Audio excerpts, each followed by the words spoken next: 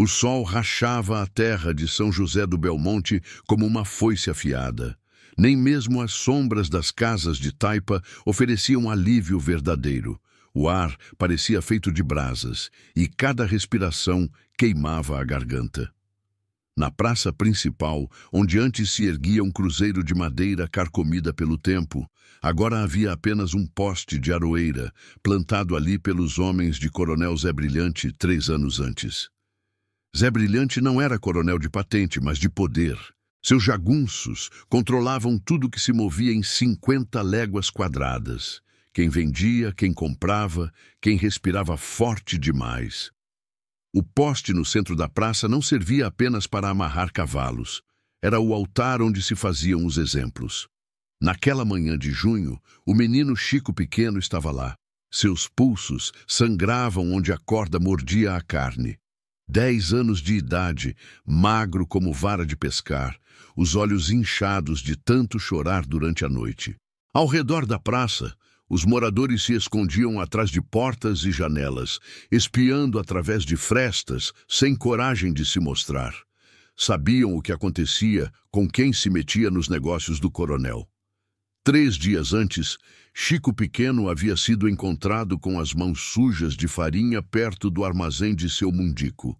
O saco estava rasgado, o conteúdo espalhado no chão. Mundico, homem que já tinha sido gente boa antes de virar cão de guarda do coronel, gritou aos 4 ventos que o menino era ladrão. Não importava que Chico explicasse ter tentado ajudar a juntar a farinha depois que um burro esbarrou no saco. Não importava que sua mãe, Dona Expedita, fosse conhecida por sua honestidade. Não importava nada além da vontade de Zé Brilhante de mostrar que em sua terra nem criança escapava da justiça dele. O menino fica no poste até aprender, havia dito, mascando seu cigarro de palha. E quem tentar tirar ele de lá vai fazer companhia. Expedita tentou. Na primeira noite veio com água e farinha molhada. Sussurrando palavras de conforto, levou uma coronhada na cabeça de Antônio Marreta, o braço direito de Zé Brilhante. Desde então, ela só podia observar de longe, rezando baixinho e secando as lágrimas que não paravam de vir. O sol estava no meio do céu quando chegaram os homens a cavalo. Eram 6, surgindo da caatinga como sombras que ganharam forma. Chapéus de couro, cartucheiras cruzadas no peito, rifles reluzindo. O povo se escondeu ainda mais. Conhecia o barulho dos cascos batendo na pedra solta. Era som que vinha sempre antes dos tiros. Na frente vinha um homem baixo, de bigode cerrado e olhos que pareciam ver através das coisas. Montava um cavalo baio que obedecia ao menor toque das rédeas. Ao lado dele, um negro alto como torre, com uma cicatriz que descia da testa até o queixo. Atrás, outros 4, todos com o mesmo jeito de quem estava acostumado a ser obedecido. Pararam na entrada da praça. O homem baixo observou o menino amarrado, notou o sangue seco nos pulsos, a cabeça caída para o lado. Cuspiu no chão e desmontou devagar, como quem tinha todo o tempo do mundo. "Moço", disse para Chico Pequeno, aproximando-se. "Que foi que você fez de tão grave?" Chico levantou a cabeça com esforço. A voz saiu rouca. "Nada não, seu doutor. Só ajudei a juntar farinha que derramou." "E por ajudar, te amarraram aqui?" "Foi sim, senhor." O homem acenou para o negro da cicatriz, que trouxe um cantil de água. Molhou a boca do menino, depois derramou um pouco na cabeça dele. "Como é seu nome, menino?" "Chico Pequeno, senhor." "E sua mãe?" "Dona Expedita." "Ela mora ali." Apontou com a cabeça para uma casa de taipa do outro lado da praça. O homem se virou para seus companheiros. Um deles, ruivo como fogo, falou baixo. "Capitão, tem movimento no armazém. Acho que são os homens do lugar." De fato, 5 homens saíam do armazém de seu mundico.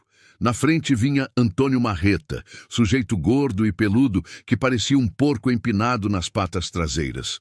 Trazia na mão uma espingarda velha, mas o dedo estava no gatilho. Os outros vinham armados também. facões, revólveres velhos, uma garrucha que devia ter mais de 50 anos. "Ô de casa!" gritou Marreta. "Quem é vocês e que querem aqui?" O homem baixo não se virou. Continuou olhando para o menino, mas respondeu: "Queremos saber por que tem uma criança amarrada num poste igual um cabrito no matadouro. Isso não é da conta de vocês. O menino é ladrão e está pagando pelo que fez. Agora montem nos cavalos e sumam daqui antes que aconteça uma desgraça." Foi então que o homem se virou, devagar, sem pressa. Quando Marreta viu aqueles olhos, sentiu um frio na barriga. Havia algo ali que não se via em gente comum, uma frieza que gelava o sangue. "Uma desgraça?" perguntou o homem com voz mansa. "Pode explicar melhor essa desgraça?" Marreta engoliu seco. Alguma coisa naquele jeito de falar, naquele modo de ficar parado sem mostrar medo, fez um alarme tocar na sua cabeça. Olhou melhor para os 6 homens, reparou nas armas, no jeito de montar, nas roupas de couro cheias de marcas de viagem. "Vocês são cangaceiros", disse, mais afirmando que perguntando. "E se formos?" "Se forem, melhor irem embora logo. Aqui é território do Coronel Zé Brilhante e ele não gosta de visita não convidada." O negro da cicatriz riu baixinho. Foi um riso que fez os outros jagunços darem um passo para trás. "Zé Brilhante?" disse o homem baixo. "Nunca ouvi falar. Deve ser gente pequena." Marreta sentiu a raiva subir a cabeça. Não podia deixar passar aquela. Se deixasse, perderia o respeito dos homens. E um jagunço sem respeito estava morto. "Gente pequena? Zé Brilhante manda em tudo que tem vida, desde floresta até salgueiro. Seus cabras não passam de uns vagabundos fujões que não têm nem coragem de dizer o nome." O homem baixo sorriu. Não foi um sorriso bonito de se ver. "Nome?" disse, caminhando devagar na direção de Marreta. "Meu nome é Virgulino Ferreira da Silva. Mas o povo me conhece por Lampião." O silêncio que caiu na praça foi pesado como chumbo derretido. Marreta sentiu as pernas bambearem. Os outros jagunços olharam uns para os outros, alguns já pensando em como sair dali sem que ninguém percebesse. Lampião, o rei do cangaço. O homem que havia humilhado tropas inteiras da polícia, que controlava o sertão desde o Ceará até a Bahia. Suas façanhas corriam de boca em boca, crescendo a cada contada, mas todos sabiam que por trás das lendas havia um homem de verdade, perigoso como cobra coral. "Agora", continuou Lampião, parando a 2 metros de Marreta, "vou perguntar de novo, e espero uma resposta melhor. Por que tem um menino amarrado nesse poste?" Marreta tentou falar, mas a voz não saiu. Engoliu seco e tentou de novo. Foi ordem do coronel. O menino roubou um saco de farinha do armazém." "Roubou mesmo?" "Foi pego com a mão na massa, quer dizer, na farinha." "E onde está esse tal de coronel?" Foi para Petrolina tratar de negócio. Volta só na semana que vem." Lampião acenou para o ruivo, que se aproximou com uma faca na mão. Marreta pensou que ia morrer ali mesmo, mas o cangaceiro apenas cortou as cordas que prendiam Chico Pequeno. O menino caiu de joelhos, esfregando os pulsos machucados. "Pronto", disse Lampião. "Problema resolvido." Mas o coronel..." gaguejou Marreta. "O coronel o quê?" "Ele vai ficar danado da vida quando souber. Vai mandar matar todo mundo." "Vai?" Lampião olhou ao redor, como se estivesse pensando no assunto. "Sabem de uma coisa? Acho que vou esperar ele voltar. Quero conversar com esse homem tão importante." E foi isso que Lampião fez. Montou acampamento na praça mesmo, bem ao lado do poste onde Chico Pequeno havia ficado amarrado. Seus homens se revezaram na vigia, sempre com as armas prontas. O menino foi entregue à mãe, que chorou tanto de alegria que molhou a camisa de Lampião quando foi agradecer. Durante 3 dias, o povoado viveu uma estranha calmaria. Os jagunços de Zé Brilhante se esconderam, alguns fugiram para outras cidades. O povo, depois de superar o medo inicial, começou a sair de casa. Crianças brincavam na praça, mulheres lavavam roupa no chafariz, homens conversavam em grupos. Parecia que São José do Belmonte havia voltado a ser um lugar onde se podia viver. Lampião não incomodava ninguém. Pagava pela comida que comprava, cumprimentava as pessoas educadamente, deixava as crianças se aproximarem dos cavalos. Mas todos sabiam que aquilo era apenas a calmaria antes da tempestade. Na tarde do terceiro dia, chegou a notícia. Zé Brilhante estava voltando de Petrolina com 20 homens. A notícia chegou através de um vaqueiro que apareceu na praça montado num cavalo espumando de cansaço. O homem mal conseguia falar de tanto correr, mas as palavras saíram tropeçando uma na outra. Zé Brilhante, 20 homens, vem aí, disse que vai fazer um carnaval de sangue. Lampião estava sentado à sombra de uma jurema, limpando o rifle com um pano oleado.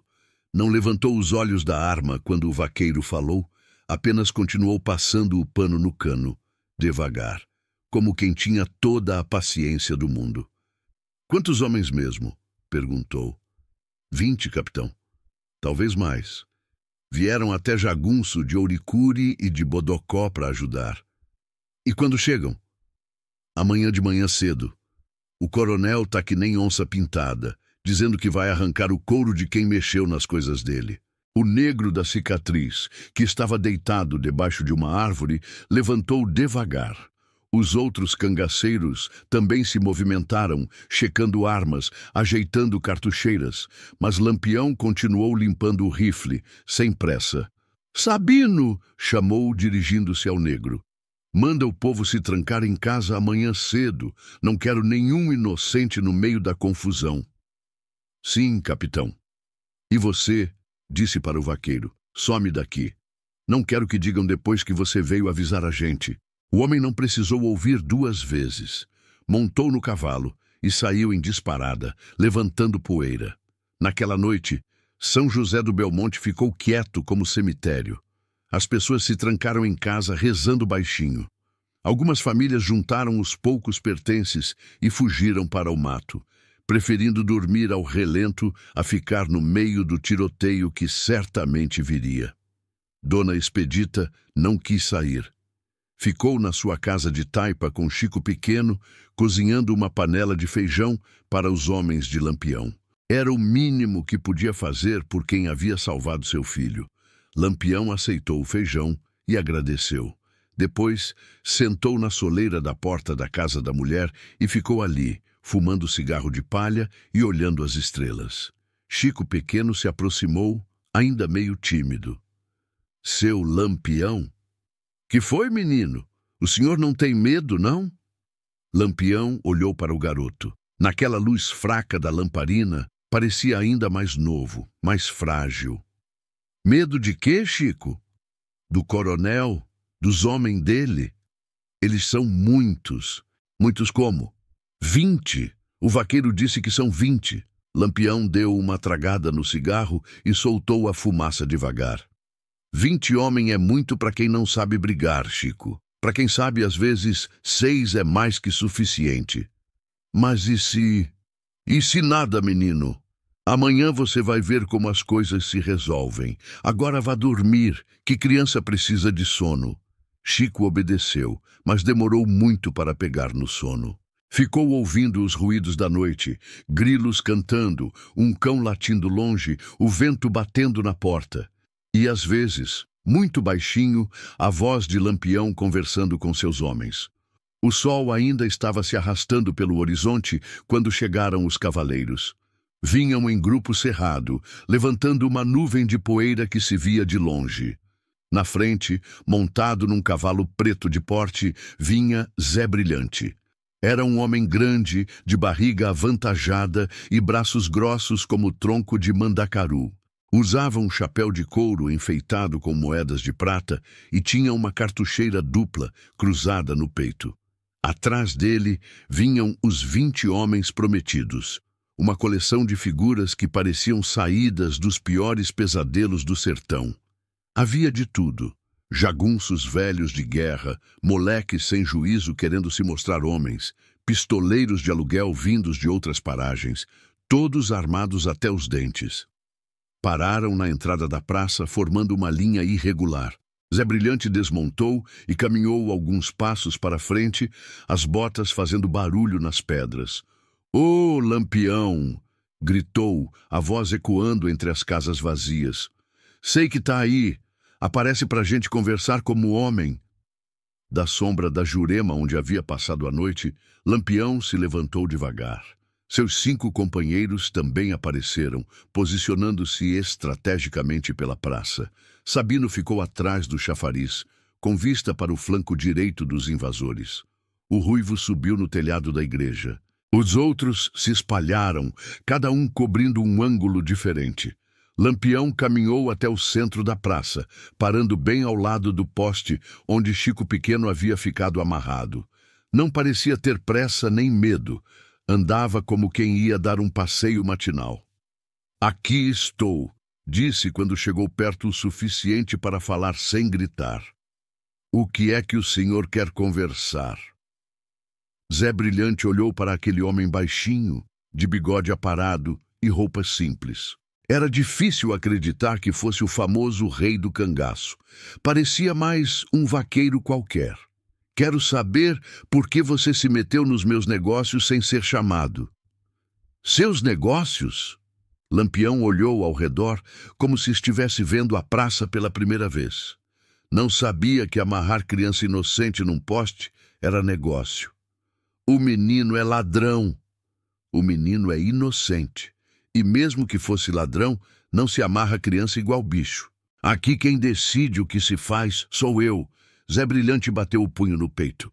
"Eu sou o coronel desta terra." Lampião riu. Foi um riso baixo, mas que carregava algo que fez alguns dos jagunços de Zé Brilhante olharem uns para os outros com nervosismo. "Coronel?" disse Lampião. "Coronel de que exército? De que guerra? Ou é só mais um valente que manda matar gente pelas costas?" O rosto de Zé Brilhante ficou vermelho como brasa. Ninguém falava com ele daquele jeito havia anos. Desde que se estabelecera na região, todos se curvavam diante de seu poder. Comerciantes pagavam pedágio, fazendeiros ofereciam gado de presente, autoridades fingiam que não viam seus desmandos. "Você não sabe com quem está falando, cangaceiro de meia tigela." "Sei sim, tô falando com um covarde que amarra menino indefeso e se esconde atrás de 20 homens para se sentir valente." A tensão na praça ficou espessa como melado. Os jagunços de Zé Brilhante apertaram o cabo das armas. Do lado de Lampião, 5 cangaceiros aguardavam o menor sinal para começar o tiroteio. Mas Zé Brilhante não era idiota. Sabia quem estava do outro lado da praça. Havia ouvido as histórias, combates onde Lampião havia enfrentado tropas inteiras de soldados e saído vitorioso. Emboscadas onde uma dúzia de cangaceiros havia derrotado 50 policiais. Não eram histórias inventadas, eram fatos conhecidos em todo o sertão. Mesmo assim, tinha sua reputação a zelar. Se recuasse agora, perderia tudo que havia construído. Os comerciantes deixariam de pagar. Os fazendeiros não entregariam mais gado. Outros grupos de jagunços viriam disputar seu território. "Tá bem", disse, tentando soar mais calmo. "Vamos resolver isso como homens civilizados. Você sai da minha terra com seus cabras, eu finjo que isso aqui nunca aconteceu." "E o menino? Que tem o menino? Vai continuar livre ou vai voltar pro poste?" Zé Brilhante hesitou. Era uma pergunta simples, mas carregava muito peso. Se dissesse que o menino continuaria livre, estaria cedendo diante de Lampião. Se dissesse que voltaria para o poste, teria briga na certa. "O menino..." começou, mas foi interrompido por um barulho vindo de uma das casas. Era Chico Pequeno, que havia desobedecido à mãe e saído pelos fundos da casa para espiar o confronto. O garoto tropeçou numa lata velha, que rolou fazendo barulho. Todos se viraram na direção do som. Foi então que aconteceu uma coisa que ninguém esperava. Um dos jagunços de Zé Brilhante, um sujeito jovem e nervoso chamado Cazuza, viu o movimento na sombra da casa e pensou que era uma emboscada. Sem pensar, levantou a espingarda e atirou na direção de onde viera o barulho. O tiro passou longe de Chico Pequeno, mas acertou uma janela da casa onde ele estava escondido. O vidro se despedaçou com estrondo. Lampião não pensou duas vezes. A mão voou para o rifle e, num movimento fluido como água descendo pela pedra, ele apontou e atirou. O tiro pegou Cazuza bem no peito, jogando-o para trás como boneco de pano. A partir daí, foi guerra. O tiroteio explodiu na praça como tempestade de verão. Os 20 homens de Zé Brilhante atiraram de uma vez só, mas não tinham disciplina nem coordenação. Cada um mirava para onde queria. Alguns se atrapalharam tentando recarregar, outros nem conseguiram acertar um alvo que estava a 20 metros de distância. Os cangaceiros de Lampião eram diferentes. Cada tiro era calculado, cada movimento tinha propósito. Sabino, de trás do chafariz, derrubou 2 jagunços antes que eles percebessem de onde vinham os disparos. O ruivo, do alto da igreja, tinha vista privilegiada de todo o combate e ia escolhendo os alvos com calma. Em 5 minutos, 7 homens de Zé Brilhante estavam no chão. Os outros começaram a recuar, procurando abrigo atrás dos cavalos ou correndo para as casas vazias.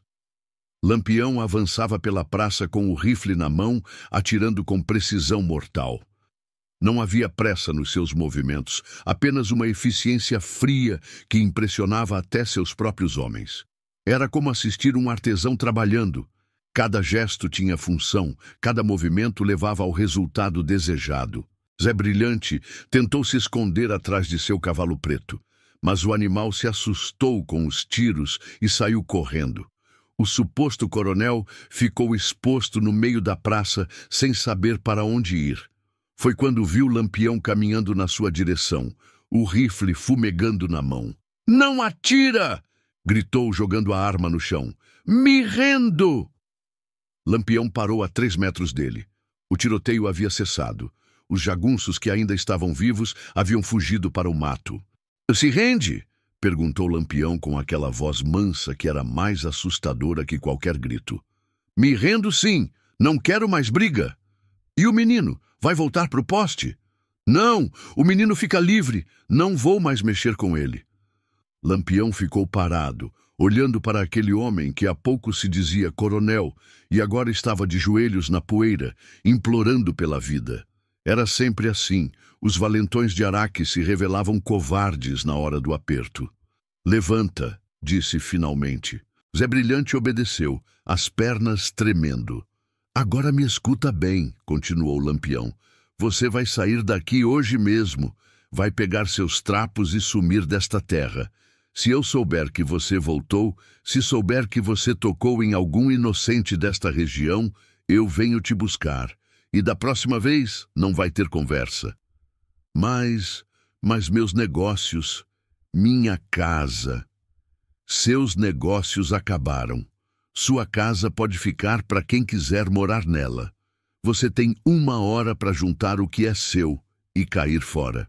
Zé Brilhante quis argumentar, mas viu alguma coisa nos olhos de Lampião que o fez mudar de ideia. Era melhor perder tudo e continuar vivo do que insistir e acabar igual os 7 homens que estavam estirados na poeira da praça. Acenou que sim e saiu correndo, tropeçando nas próprias pernas na pressa de sair dali. Lampião se virou e viu Chico Pequeno saindo de trás da casa, ainda tremendo de susto. O menino olhou para os corpos espalhados pela praça, para as marcas dos tiros nas paredes, para o sangue secando no chão. "Tá tudo bem, Chico", disse Lampião. "Acabou." Mas o garoto sabia que não havia acabado. Sabia que coisas como aquela deixavam marcas que não sumiam nunca. Sabia que o mundo era mais complicado e perigoso do que sua mãe havia tentado fazer ele acreditar. E sabia também que, às vezes, quando a justiça dos homens falha, aparece uma justiça diferente, mais rápida, mais seca, mais definitiva. O silêncio que se seguiu ao tiroteio era pesado como pedra de moer.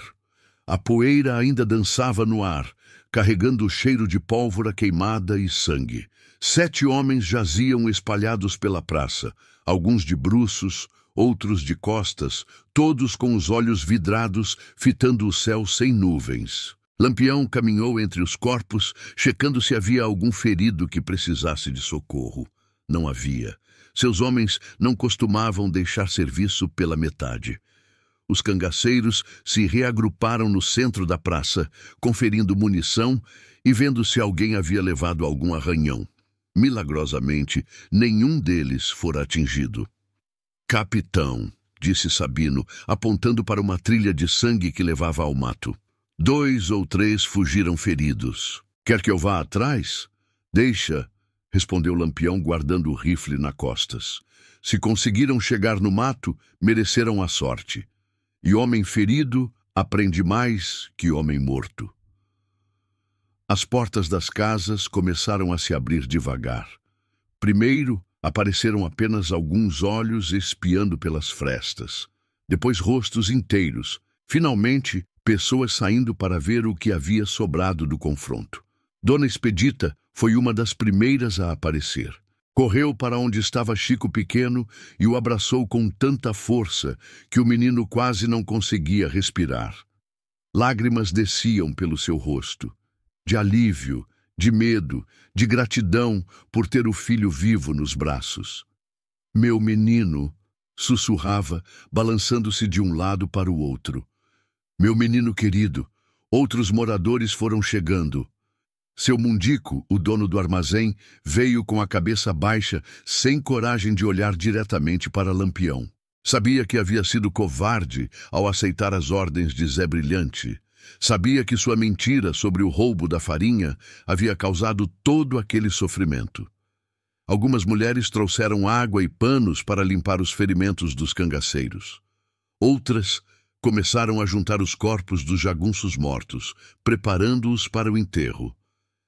Era trabalho triste, mas necessário. Não se podia deixar gente apodrecendo na praça. O padre do povoado, um homem velho e curvado chamado Padre Ciríaco, apareceu com sua batina preta e seu terço nas mãos. Olhou para os mortos, fez o sinal da cruz, depois se aproximou de Lampião. "Meu filho", disse com voz cansada. "Foi preciso tanto sangue?" Lampião o encarou sem raiva, mas também sem arrependimento. "Foi, padre. Às vezes a única linguagem que o mal entende é a linguagem da força. Mas o senhor não acha que... Acho que aquele menino ali", apontou para Chico Pequeno, "estava amarrado num poste há 3 dias, sangrando, passando sede, com medo de morrer. Acho que a mãe dele estava sofrendo sem poder ajudar. Acho que o povo desta terra vivia com medo de fazer qualquer coisa que contrariasse um homem mau. O que o senhor acha, padre?" O velho sacerdote suspirou. Havia 40 anos que batizava, casava e enterrava gente naquele sertão. Havia visto muita violência, muita injustiça, muito sofrimento. Sabia que Lampião tinha razão, por mais que doesse admitir. "Que Deus o perdoe, meu filho", disse finalmente, "e que perdoe a todos nós." Lampião acenou respeitosamente. Não era homem de igreja, mas respeitava quem tentava fazer o bem, mesmo quando as circunstâncias tornavam isso quase impossível. O resto da manhã passou arrumando os destroços. Os corpos foram levados para o pequeno cemitério atrás da igreja. Padre Ciríaco fez uma oração rápida, não pelos homens que haviam morrido, mas pelas almas que eles poderiam ter sido se tivessem escolhido caminhos diferentes. Zé Brilhante cumpriu a palavra. Apareceu 1 hora depois com uma mala velha e uma trouxa de roupas. Montou num burro magro e saiu do povoado sem olhar para trás. Alguns diziam que foi visto dias depois em Juazeiro, outros que havia ido para o Ceará. Ninguém nunca soube ao certo e ninguém se importou em descobrir.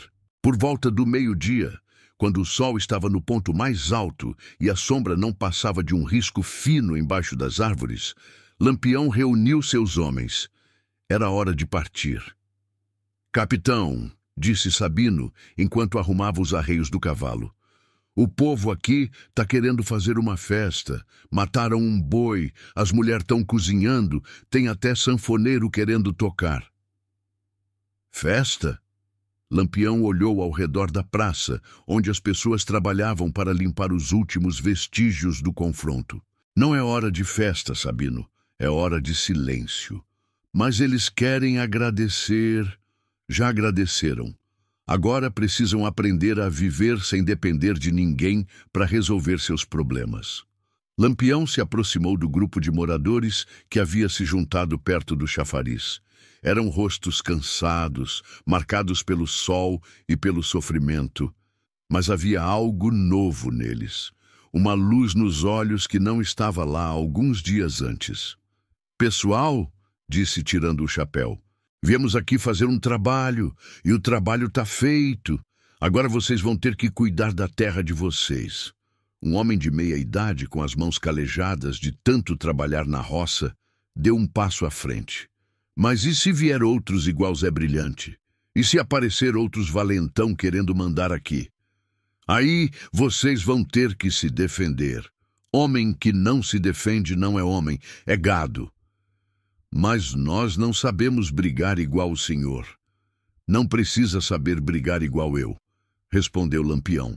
"Precisa saber brigar igual vocês, juntos, unidos. Um homem sozinho pode ser forte, mas 10 homens juntos são mais fortes que qualquer valentão." Chico Pequeno se soltou dos braços da mãe e se aproximou de Lampião.